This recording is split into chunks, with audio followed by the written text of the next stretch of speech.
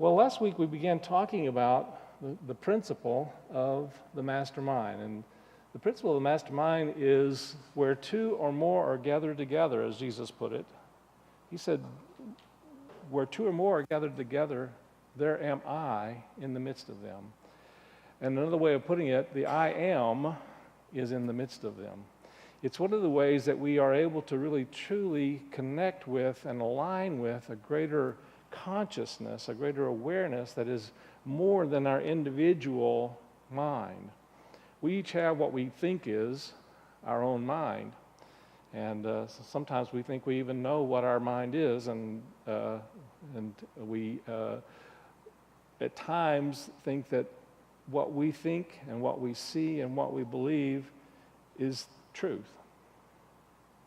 When in reality, what we think and what we see and what we believe is a conception. You know, you probably heard me tell the story of the 6 blind men and the elephant, right? You could probably all tell that story by now, I would think, but there were 6 blind men who were asked to describe an elephant. And one of them came up to the elephant and put his hand on the side of the elephant and said, "Oh, well, it's easy, an elephant is like a wall." And another one came up to the elephant and put his hand on the leg of the elephant and says, "Oh, you're crazy, an elephant's like a tree trunk." And one came up to the tail of the elephant and held onto it and says, you're all crazy, an elephant's like a snake." And one came up to the trunk of the elephant and said, no, an elephant's like a vine. And one came up to the tusk of the elephant and says, "You're all crazy, an elephant's like a spear." The interesting thing is, they all had a piece of the elephant, right? They all had some awareness about it. And we think that our piece of the elephant is reality. And yet, unless we have an awareness of all of these different points of view, all of these perspectives, we're not seeing reality. What we're seeing is our conception of reality. And our conception of reality oftentimes has been colored and shaped and formed, much like a cookie cutter, by much of our early experiences, our beliefs. And I'm of the opinion that sometimes we come into some cookie cutter kind of thoughts and ideas and beliefs even before we get into these bodies. We're part of what's called a race consciousness, and so we accept a lot of things that are out there in race consciousness as being absolutely true, when really they're just an agreement that we've made about what is true and what is real, and they may or may not reflect the truth. They may simply reflect our collective biases. Now, you and I, of course, are not collectively biased in any way, right? We know what's real. We know what's true, at least for us, right? We think we know what it is, but the reality is that we are, as Paul said, we are looking through a glass darkly. We're only seeing through a particular way of seeing things. One of my good friends is a psychologist and has done much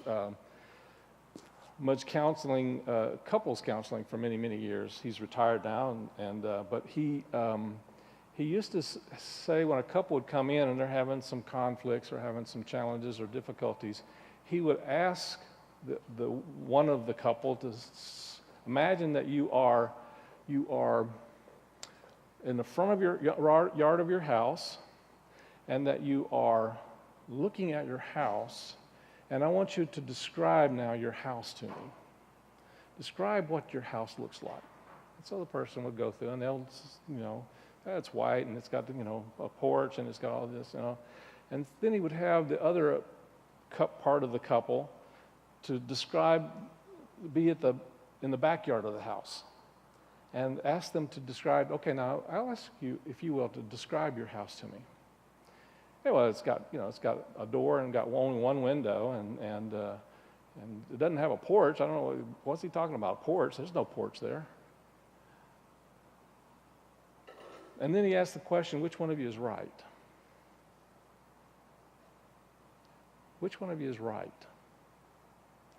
In reality, they're both right from their perspective.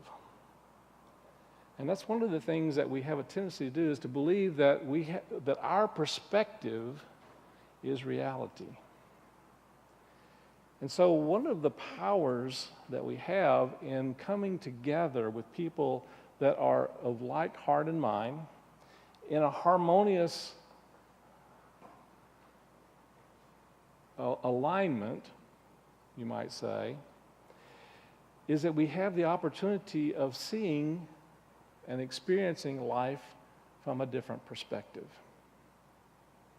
And one of the powers of the mastermind is that it actually increases our awareness and increases our ability to look beyond our own perceptions of what's possible and what reality is, and be able to tune into and tap into an energy and a power that incorporates perspective and perceptions that are larger than our own perception. Last week I talked about the idea of the understanding. How many of you think you could take a pencil and just break a pencil? Most everybody here could probably do that, right? Then you take two pencils and put two pencils together. Many of you could break two pencils with no problem. But if you put 5 pencils, yeah, you might have a little more challenge with that. And if you put 10 pencils together, I don't know that there'd be too many in this room that would be able to break 10 pencils.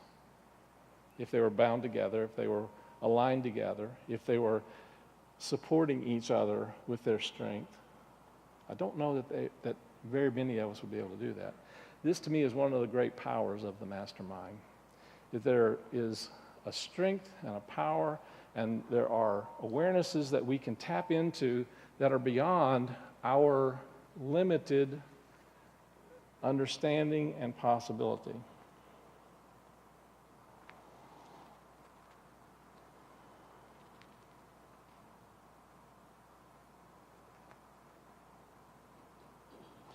We have different dimensions of ourselves, you and I. And one of the first things in terms of being able to move into a consciousness of a mastermind group is one of the first steps in many ways is to begin to recognize that I don't have the ability or the power to break 10 pencils. Is to recognize that I of myself don't have the strength and the power to do that. Now, it goes beyond 10 pencils, right? 10 pencils is just an image that we bring into awareness.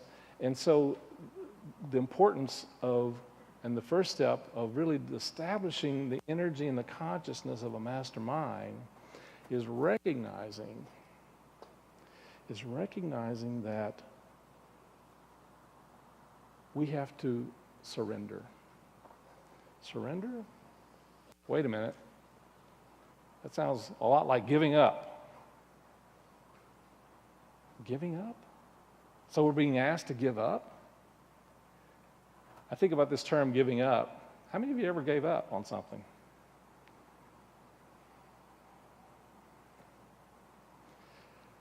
You know, there's a difference between giving up in the terms of, poor me, I'm helpless, I'm hopeless, there's nothing I can do, and giving up to recognizing that I'm helpless, I'm hopeless, there's nothing I can do. Can you see that?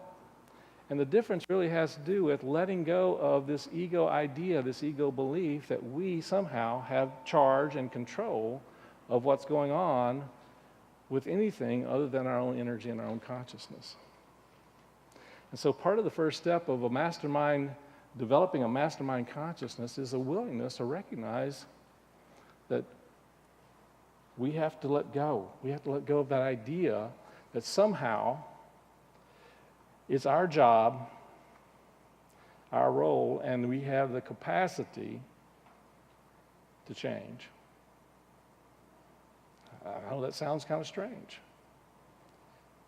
It sounds kind of strange, but in reality, there's a part of our dimension, there's a part of our nature that has the power to do that, and if we don't let our limited thinking step aside, then we never open the awareness and the consciousness, the gates, the door, you might say, for that higher awareness, that higher consciousness to come through.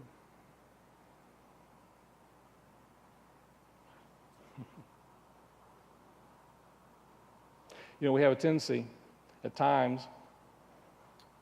How many of you like to garden? I think we have some gardeners in the group. You like to plant seeds and like to see them, water them and fertilize them and do all the kind of things that you need to do in order to help them to grow.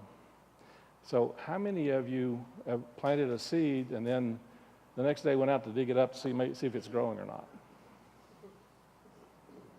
It doesn't work too well, does it?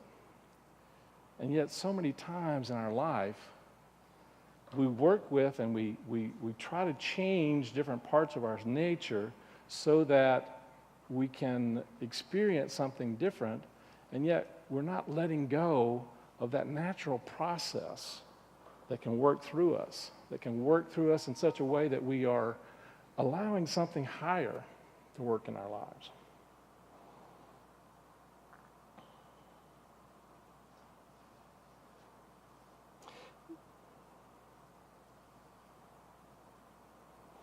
See, we have a three-dimensional nature. It's our three-dimensional self is really that part of ourself that's here in the world that thinks it has to arrange and work everything out and make everything the way we think it's supposed to be. And it's not until we start letting go of that part of ourselves and be open to something higher at work.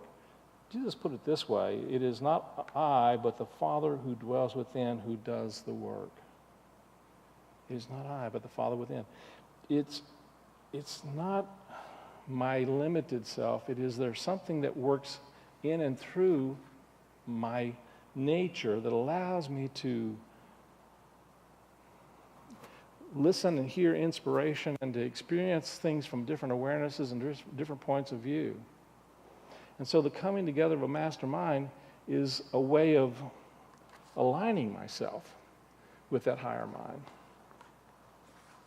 I was first introduced to masterminding through the teachings of one of my mentors, my early mentors, Jack Boland. Many of you heard me talk about Jack Boland because we just did a series on reincarnation, resurrection, and karma based upon the teachings of Jack Boland. And Jack Boland was an amazing person, but also an amazing teacher. And he had just amazing insights. And one of the things that Jack developed from certain inspirations that he received an understanding of the mastermind principle from Napoleon Hill, from the book Think and Grow Rich. In fact, that book, I think, is probably the main understanding that in modern times brought forth this idea of the mastermind into the world, because Napoleon Hill had studied over 500 of the most successful men of his time to try to understand how they were able to have the kind of success that they had had in life. And he was working with people who were not just wealthy people, but people who were successful in their field in some way. Harvey Firestone and some of the presidents of that time, some Supreme Court justices, Henry Ford, and even, some of the most famous and most well-recognized men who had established in some way a level of success that was beyond other men of that time. And what he found, that there was a key principle that each and every one of them said was the key to their success. And that key principle is the mastermind.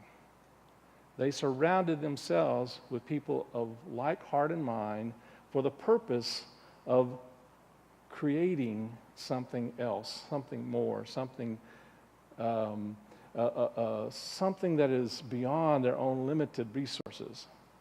And so one of the things about the mastermind is this: it is really a coming together of people of like consciousness that actually helps us to do two things. It helps us to, one, see beyond our challenges, see beyond our limitations, and it also opens up other resources that we are not aware of that are possibly there for us in some way, and that maybe are there in the group in some way. And so our work in a mastermind team and a mastermind group is to be open to others being able to believe something for us that we have not been able to believe for ourselves. Say that again?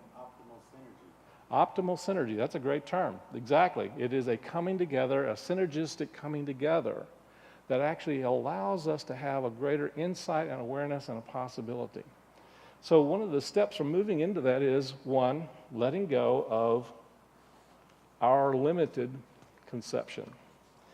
Jack's steps, interesting, he developed these steps with some of his own experiences in life. And one of the things I'll share with you about Jack that he was very open about was that he was a recovering alcoholic and was a master at helping himself and others remember the 12 steps of AA. And so one of the things he learned as a part of this is that the 12 steps of AA were also a mastermind. That when you're in the 12 steps, whether it be AA or NA or Overeaters Anonymous, these 12 steps are there to develop a certain consciousness, a certain awareness. And so he developed a process for moving into the mastermind that actually involves 8 steps. The first step is surrendering. The second step is a belief that there is something greater, a belief that there's something greater than our ego consciousness. The third step is a readiness to be changed. Now, everybody, whether they know it or not, everybody wants change. They do. Everybody wants someone to change. Am I right? It seems to be part of the human condition. We want someone to change, but nobody wants to be changed. Let's put it this way. Nobody is real eager about being changed themselves. They want everybody else to change. We want everybody else to change. We figure if everybody else changes, we're going to be perfect, right? Doesn't work that way, does it? And so there has to be a readiness within our own consciousness that we're open to the possibility, we're open to and willing to allow something within us to change. But even more than just the willingness, we have to make, which is the next step, we have to make a decision that we are going to allow that change. That we're going to decide that we are going to change. We make a decision. We make a decision to surrender our limited way of thinking so that we can be open to a greater insight, a greater awareness, a greater possibility. Something that is more than just our ego consciousness that thinks it has to fix everything and figure everything out. The next step in this process, as Jack has outlined it, is to be willing and open to letting go of whatever is going on inside of us internally, where we are holding on to energies that are not serving us anymore. Anybody ever heard of such a thing? We have to be willing to let go of the hurts, the pains, the resentments, the frustrations, the sadness, the disappointments, the depressions. Those are no longer serving us. We have to be open and willing to allowing those energies to dissipate and be transformed. And the only really powerful and successful way that I've ever come across to be able to do that is through the power and energy of forgiveness. Unless we are open to and willing to forgive not only others, oftentimes we have to start here. oftentimes we have to start where we are and forgive our own shortcomings and forgive our own I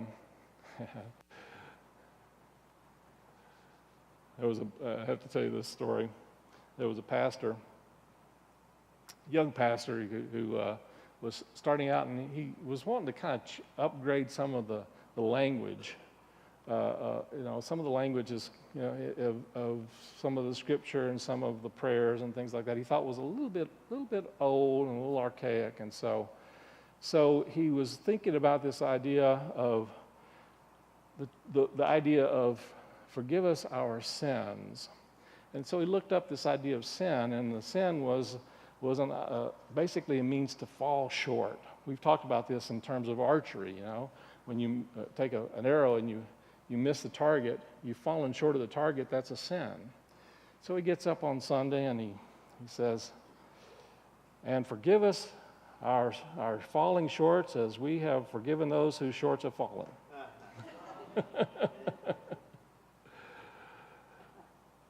The point I'm making is, unless we are willing to let go of those places that we have judged both ourselves and others, that energy in and of itself is keeping us stuck in the status quo.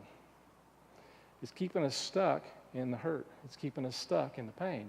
And so we want to align ourselves not only with the energy of forgiveness, but we want to align ourselves that are also with people who are in that process of being willing to let go of those things that are holding us back, that are no longer serving us, that are no longer allowing us to express who and what we truly are. And then we also are very forgiving of ourselves when we're not able to forgive.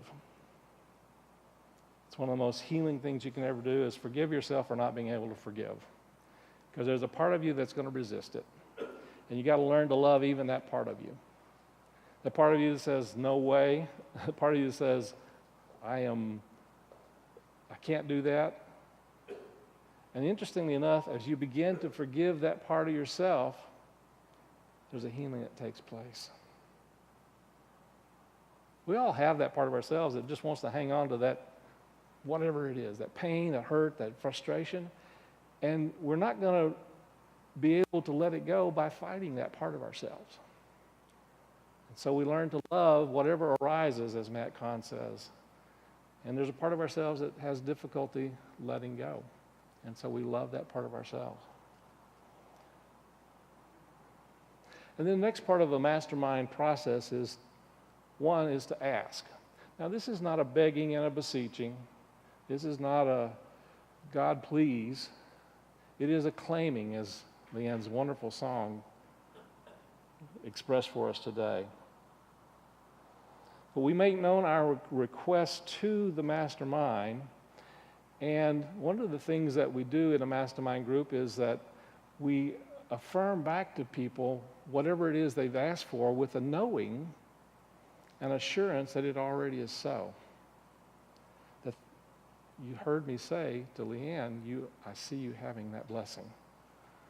And so one of the things, the powers of the mastermind is you and I can believe things for you that I have a lot of trouble believing for myself.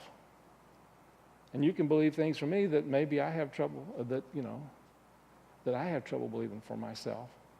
Sometimes we can believe a miracle for someone else, but somehow for ourselves, no, that's not possible. And part of the work of the mastermind is helps us get past that limited kind of point of view and to be able to see, kind of like I was talking about the couple, see the house differently, see the way that the light is from a different perception, a different perspective, and be open to the possibility that there's something greater at work. And then the next step, number 7, is we give thanks. We give thanks as though it is already so, because it already is. In spirit and in truth, whatever we have asked, whatever we have desired, whatever we have expressed a desire for, whatever we have asked for in spirit, it's already available to us. And Emily Cady basically says, whenever we have a desire, Emily Cady wrote this amazing book called Lessons in Truth. Whenever we have a desire for something, that is God knocking at the door of our consciousness saying, it's already here for you. Open up, receive. You wouldn't have a desire for it if it didn't already exist, in spirit and possibility and in truth. And so part of our work is to give thanks knowing that it is already so. And then the next part of this step is our own dedication. It is agreeing to the mastermind that we are going to allow ourselves to be instruments of something higher. It's being open to the possibility that something higher can and will work through us, and we're willing to allow that to happen, not just in the mastermind experience and not just the mastermind meeting, but in our everyday life. That we're willing to allow God to work in ways that we maybe have not understood, maybe we don't even know what they are yet, but being open to each moment that we move out into our world, being open to being present to the presence. And being open to that presence being in us and in those that we are interacting with in such a way that not only do we let our light shine, but we're tuned into seeing the light that's in others. So that's the essence of the idea and the understanding of Jack Boland's model of masterminding. Now, there are other models, and I'm going to talk a little bit more about other things that I found to be extremely important and valuable in terms of masterminding, and we're going to talk a little bit more about that next week. And one of the key principles that I'm learning about masterminding is that there's an element of accountability that is necessary and empowering when we really truly tune into our mastermind power. That's our lesson for the week. Let's move into our meditation time.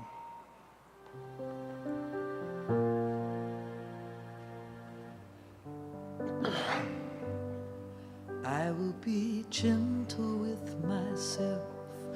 I will be gentle with myself. And I will hold myself like a newborn baby child. I will be gentle with myself. I will be gentle with myself. And I will hold myself like a newborn baby child. And I will only go as fast as the slowest part of me wants to go. I will only go as fast as the slowest part of me wants to go.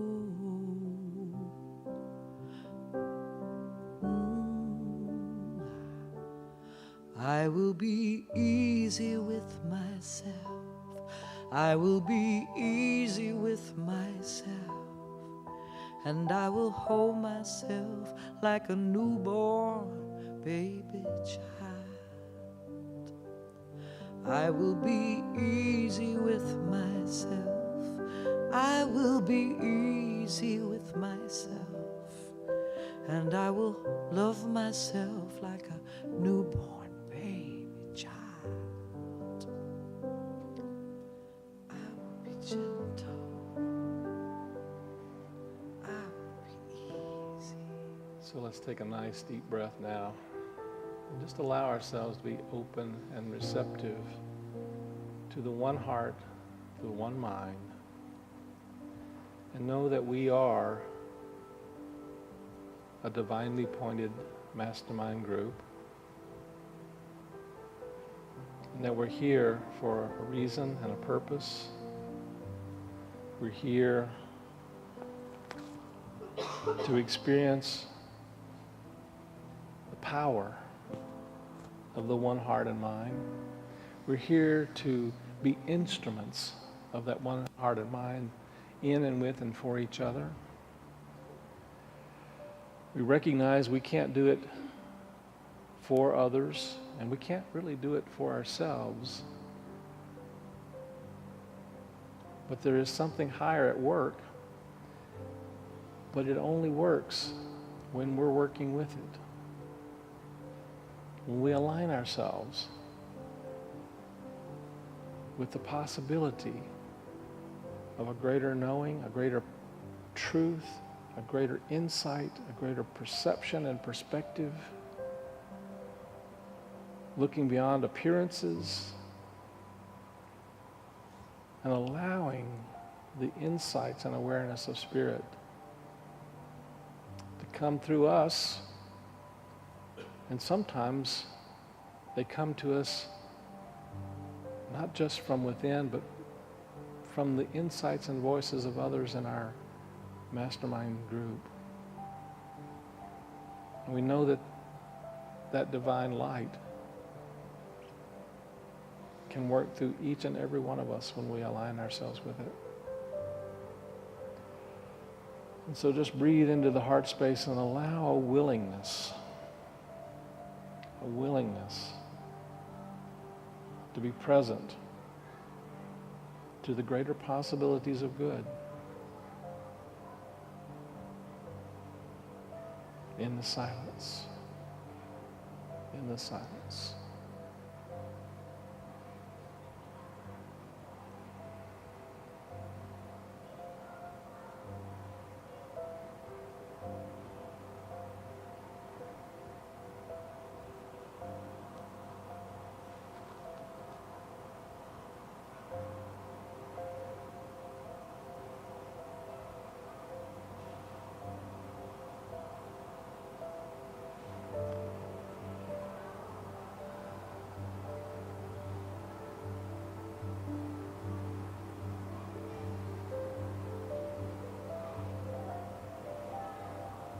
So take now a nice deep breath and just know that there's a power already at work in and with and through you to bring even more light and life and wholeness and abundance and beauty and peace and possibility in this moment and in each moment that stretches out before us. Take a nice deep breath now.